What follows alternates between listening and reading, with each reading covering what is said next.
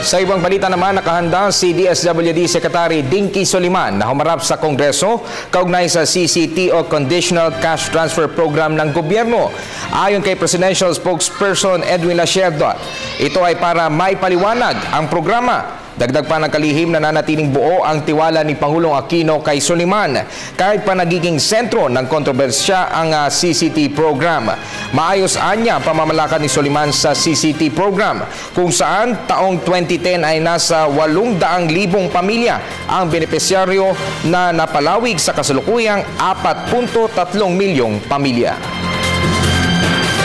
Secretary Dinky Soliman will be more than earnest to appear before the Senate and explain the whole program. Hindi lang naman ngayon lang pinag-uusapan ng CCT. Kada budget, tinatanong ang effectivity ng CCT program, tinatanong ang administrative cost ng CCT program. So alam naman ng mga senador, but again, handa naman si Secretary Soliman na ipaliwanag ulit, maliban sa isang press con na ginawa niya last December 26.